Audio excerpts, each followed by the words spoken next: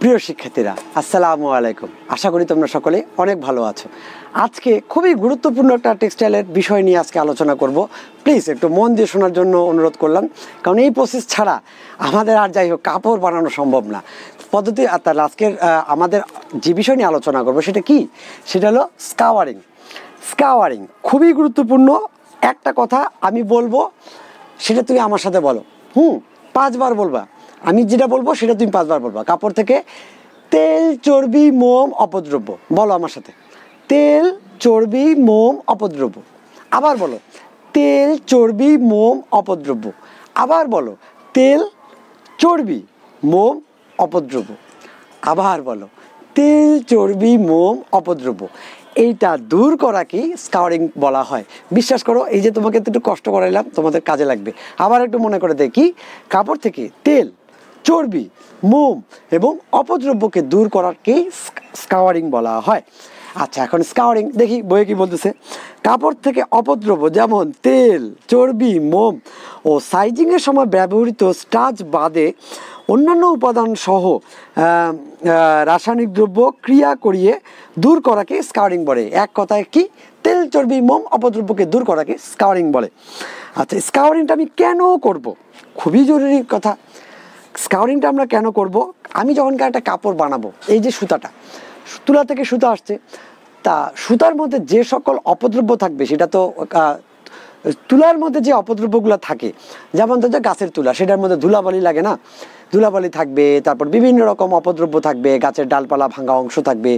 তো সেটা আমি চেষ্টা করব প্রথমে তুলা থেকে সুতা বানানোর আগেই প্রসেস করে ফেলার।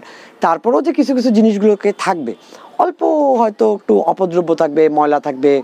আবার দেখা গেল সেই সুতা দিয়ে বানানোর প্রসেসের সময় কিছু ময়লা, তারপরে তেল, চর্বি, মোম এইসব জিনিসগুলো ঢুকতে পারে। তারপরে আমি যখন কাপড়টাকে তাতে বানাচ্ছি, সেখানেও একটু ধুলো, বালি, ময়লা, আবর্জনা যাই বলো না কেন, সেই সব জিনিসগুলোকে ঢুকতে পারে। তো এই সব জিনিসগুলোকে আমি যখন কাপড় হিসেবে তৈরি করব, তার আগে আমাকে দূর করতে হবে। তো সেই জন্যই স্কাওয়ারিং জিনিসটা এত বেশি গুরুত্বপূর্ণ।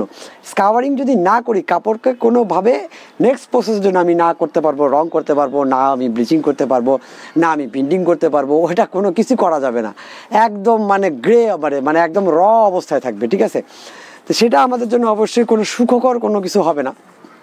সেজন্যই এই যে বলছে যে পরবর্তী প্রসেস যেমন ব্লিচিং, ডাইং, প্রিন্টিং ও ফিনিশিং প্রসেসের জন্য উপযোগী করা। আর একটা খুবই গুরুত্বপূর্ণ যে জিনিসটা আমরা বারবার স্কিপ করে যাচ্ছি, স্কাউরিং শুধু নট অনলি এটা, বাট অলসো একটা বিষয় যে আমাদের কাপড়টাকে অবশ্যই পানিগ্রাহী হইতে হবে। মানে কাপড়টার পানি শোষণ ক্ষমতা আমাদেরকে বাড়াইতে হবে। পানি শোষণ ক্ষমতাটা যদি না বাড়ে, তাহলে আমাদের পরবর্তী প্রসেসগুলোতে দেখো, আমাদেরকে পানি দিয়ে ওয়েট প্রসেস, আমরা কি পড়তেছি? আমরা তো ওয়েট প্রসেস নিয়ে আলোচনা করতেছি, তাই না? তো ওয়েট প্রসেস মানে কি? শুধু পানির খেলা। আমাকে কাপড়কে রং করতে হবে, আমার কাপড়টাকে ধরো যে প্রিন্টিং করতে হবে, আমাকে আরও কত মার্সারাইজিং করতে হবে, তারপরে ধরো আরও বিভিন্ন যে প্রসেসগুলো আছে, ব্লিচিংয়ের কথা বলি, তারপরে হলো ডিসাইজিংয়ের কথা বলি। তো এই জিনিসগুলো আমাদের যে করতে হবে, সবগুলো পানি দ্বারা, ম্যাক্সিমামই তো পানি দ্বারা করতে হবে। তা পানিগ্রাহী যদি না হয়, যদি আমার কাউকে আমি কিছু একটা রান্না করে খাওয়াবো, সেই বাচ্চা এখন খাইতেই চায় না, তো ওকে তো আমাকে খাওয়ানোর মতো উপযুক্ত করতে হবে, তাই না? সে যদি খাইতেই না চায়, তাহলে তোকে আমি কেমনে জোর করে খাওয়াবো? ওকে মাইর ধর দিয়ে খাওয়াবো না? তা হবে না। ওর একটু খিদা লাগাইতে হবে। তার মানে কি, ওর পেটের ভিতরে খাবারগুলোকে আগে হজম করে নিতে হবে। আমাকে ওকে একটা ব্যাপারের জন্য খাবার গ্রাহী করতে হবে। তো সেই রকম আমাকে কাপড়কে পানিগ্রাহী করতে হবে। আর পানিগ্রাহী করার জন্য বা পানি শোষণ ক্ষমতা বৃদ্ধি করার জন্য আমাদের যে জিনিসটা করতে হবে, সেটা হলো প্রথমেই স্কাওরিং। হ্যাঁ, তোমরা বলতে পারো ব্লিচিংও তো হয়। হ্যাঁ, অবশ্যই হয়। এবং মজার ব্যাপার একটা বলি, আজকে আমি যে স্কাওরিং পড়াচ্ছি, অ্যাকচুয়ালি প্র্যাকটিক্যালি আমরা বই এরকম পড়ে দেখছি স্কাওরিং একটা অধ্যায়, ব্লিচিং একটা অধ্যায়। কিন্তু আমি যখনকার 17-18 বছর আগে, যখনকার ফার্স্ট আমি ইন্টার্নি শেষ করে ফ্যাক্টরিতে ঢুকলাম, তখনকার দেখি যে স্কাওরিং আর ব্লিচিং একসাথেই করা হয়। আর এখন বর্তমান 2020 সালে না জানি আরও কত কিছু একসাথে করা হয়। তো অ্যাকচুয়ালি স্কাওরিং, ব্লিচিং এগুলো এখন একসাথেই করে ফেলে। এত বেশি অ্যাডভান্স, এত বেশি আধুনিক যন্ত্রপাতি এবং জিনিসপত্র, কেমিক্যাল চলে আসছে, যেগুলো সব একসাথেই হয়ে যায়। তো এখন আমি মনে হয় আমার আলোচনায় এতটুকু বুঝাইতে পারছি যে তেল, চর্বি, মোম, অপদ্রব্য যেমন ধুলা, ময়লা ইত্যাদি দূর করে কাপড়কে টেক্সটাইল দ্রব্যের পরিষ্কার ও পানি শোষণ ক্ষমতা বৃদ্ধি করার জন্যই আমাদেরকে এই স্কাওয়ারিংটা করা হয়। এখন স্কাওয়ারিংয়ের যদি আমি উদ্দেশ্যটা বর্ণনা করি, তাহলে আমার এই কথাগুলো আবার ঘুরে ঘুরে আসবে। তারপরে একটু কয়েকটা বলি। যেমন প্রাকৃতিক ও অন্যান্য অপদ্রব্য দূর করা, এটা হলো আমাদের উদ্দেশ্য স্কাওয়ারিং। দ্বিতীয় হলো পানির শোষণ ক্ষমতা বৃদ্ধি করা। 3 নম্বর হলো অ্যালকালি সহযোগে কাপড়কে পরিষ্কার করা। এখানে কোনো অ্যাসিড আমি ব্যবহার করব না, এখানে টোটালি করা হবে হলো না, অ্যাসিড একটাতে ব্যবহার করা হয়, কিন্তু সেটা হলো সিল্কে কিন্তু ব্যবহার করা হয়, কয়েকটা এই সিল্কেই ব্যবহার করা হয়, মেবি উলেও ব্যবহার করা হয়, একটু দেখতে হবে। আর কটনের জন্য, পাটের জন্য আমাদেরকে বেসিক্যালি ইউজ করতে হবে হলো অ্যালকালাইন কেমিক্যালগুলো, ঠিক আছে। হাইড্রোজেন পারঅক্সাইড তার মধ্যে অন্যতম, আগেই বলে দিলাম। আচ্ছা, তারপরে হলো যে কাপড়ের ব্লিচিং করার পূর্বে অবশ্যই স্কাউরিং করতে হবে। তারপরে হলো কাপড়ের চাকচিক্যতা বৃদ্ধির জন্য, তারপরে হলো ভৌত এবং রাসায়নিক বৈশিষ্ট্যগুলো অপরিবর্তিত রেখে কাপড়ের অ্যাবজর্বেন্সিটা, শোষণ ক্ষমতাটা বাড়ানোর জন্য। মানে আমি কাপড়কে পানিগ্রাহী বানাইলাম, অ্যাবজর্পশন ক্ষমতাটা বাড়াইলাম, কিন্তু কাপড়ের গুণাগুণ নষ্ট হয়ে গেল, তা করা যাবে না। গুণাগুণ ঠিক রাখে এটাকে করতে হবে। তারপর অ্যালকালাই এবং ডিটারজেন্ট ব্যবহার করে, মানে কিছু কিছু ক্ষেত্রে নর্মালি ডিটারজেন্ট ব্যবহার করেও স্কাওয়ারিংয়ের কাজটা করা হয়। আচ্ছা, পরবর্তীতে ব্লিচ প্রক্রিয়া এবং মাসাজের প্রক্রিয়ায় ক্ষারীয় পদার্থের সাশ্রয়। আমি যদি আগে স্কাউরিংটা করে নিই, তো পরবর্তীতে ব্লিচিং, মার্সারাইজিং এইসব ক্ষেত্রে এখানেও কিন্তু ক্ষারীয় পদার্থের ব্যবহার আছে। তো সেইখানে আমাকে যে পরিমাণ ক্ষারীয় পদার্থকে ব্যবহার করতে হবে, তার থেকে আমি যদি স্কাউরিংটা করে নিই, তাহলে আমাকে ওই পদার্থগুলো আর একটু কম ব্যবহার করলেই হবে। আমাদের সর্বোপরি একজন টেক্সটাইল ইঞ্জিনিয়ার হিসাবে সব সময় খেয়াল রাখতে হবে যে কীভাবে খরচটাকে কমানো যায়, ঠিক আছে। নাহলে আমাদের বেতন দিবে কোথা থেকে আমাদের কোম্পানির মালিকরা, বুঝছো? আচ্ছা, স্কাওয়ারিংয়ের পদ্ধতি বর্ণনা।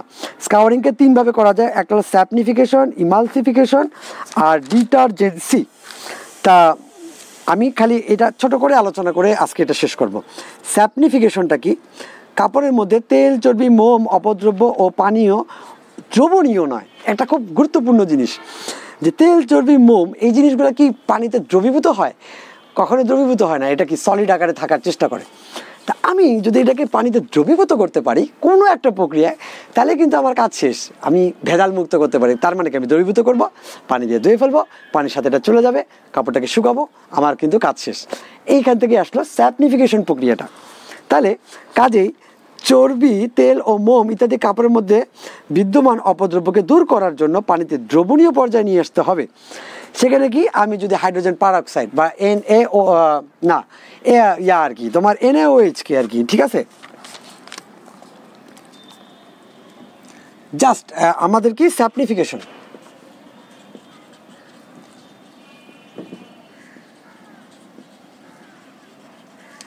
এটা কি NaOH দ্বারা।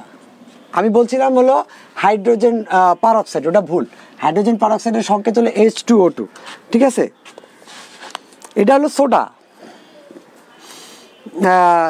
আমরা যদি তেল, চর্বি মানে চর্বি ও তেলকে পানিতে সামান্য এই জিনিসটা দিয়ে মানে যে NaOH এটা দিয়ে যদি আমরা করি আর কি, তাহলে কি হবে, তাহলে এটা দিয়ে যদি আমরা মানে যদি তাপ দিই, তাহলে কি হবে, ফ্যাটি অ্যাসিড আর গ্লিসারিন পাবো। ওই জিনিসটা আর কি, তেল, চর্বি, মোমটা মানে এর সাথে বিক্রিয়া করে ফ্যাটি অ্যাসিড আর গ্লিসারিন তৈরি করবে। গ্লিসারিন পানিতে দ্রবণীয়, আবার ফ্যাটি অ্যাসিডও সোডিয়াম হাইড্রোক্সাইড, এটা তো সোডিয়াম হাইড্রোক্সাইড।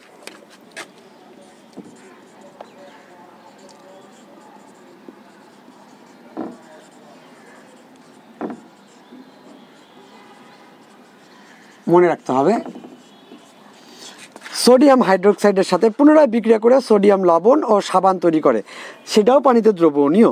তাহলে কি আমার কি পুরো প্রসেসটা কি, এটাকে কাস্টিক সোডাও বলা হয়।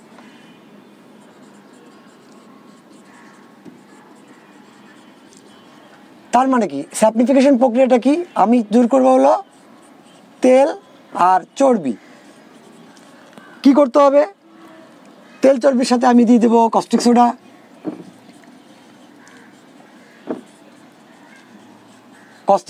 বা এই যে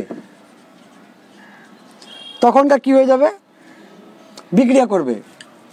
এখানে একটু তাপ দিব আমি, পানি তো থাকবেই, যাওয়ার ফলে কি হবে, এটা বিক্রিয়া করে সাবান আর হলো গ্লিসারিন তৈরি করবে। এই দুইটাই পানিতে দ্রবীভূত, দ্রবণীয়, এটা অদ্রবণীয়, দ্রবণীয় হয়ে গেল। এরপর আমি যদি ওয়াশ করে ফেলি তাহলে এটা চলে যাবে। ইমালসিফিকেশনটা কি? ইমালসিফিকেশন হলো স্যাপনিফিকেশনের পদ্ধতিতে মোম ও খনিজ তৈলটা মানে দূর করা যায় না। এক্ষেত্রে মোম আর খনিজ তৈল ইমালসিফিকেশন পদ্ধতিতে মাধ্যমে দূর করা হয়। সাধারণত সোডিয়াম হাইড্রোক্সাইড ও ওয়েটিং এজেন্টের সাথে সাধারণ ওয়াশিং সাবান বা ভালো ইমালসিফাইং এজেন্ট যদি ব্যবহার করা হয় তাহলে এটার মাধ্যমে, এটা স্যাপনিফিকেশন আর ওটা হলো ইমালসিফিকেশনের মাধ্যমে আমার তেল চর্বি দূর হয়ে গেল হলো স্যাপনিফিকেশনে। আর হলো অপদ্রব্যগুলো আর কিছু কিছু দূর হবে হলো, যেমন ধরো যে মোম আর খনিজ পদার্থ পরে হবে ইমালসিফিকেশনে, আর হলো ডিটারজেন্সি। স্যাপনিফিকেশনের মাধ্যমে তেল এবং ইমালসিফিকেশনের মাধ্যমে মোম আর খনিজ পদার্থ দূর করার পরও কাপড়ের মধ্যে সাইজিং দ্রব্যাদি হিসাবে চায়না ক্লে অথবা অন্য শক্ত অপদ্রব্য থাকতে পারে, যেমন ডার্ট, এই জিনিসগুলো থাকে যায়, যা দূর করার জন্য স্কাউরিং পদ্ধতিতে ডিটারজেন্ট ব্যবহার করা হয়। মানে কি, এটাকে ধোয়ার জন্য আমাকে হয়তো কোনো ডিটারজেন্ট ব্যবহার করতে হবে। এই ডিটারজেন্ট যদি আমি ব্যবহার করি, সেই জিনিসটাকে ভালো মতো ধুইলে তাহলে স্কাউরিংয়ের সময় ছড়ানো ছিটানো ভারী অপদ্রব্যকে সহজেই আমরা দূর করতে পারবো। তো আশা করি স্কাউরিং ব্যাপারটা বুঝাইতে পারছি।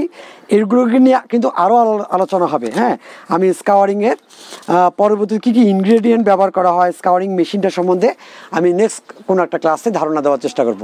ভালো থাকো, সুস্থ থাকো, আর আমার জন্য অবশ্যই দোয়া করবা। আসসালামু আলাইকুম।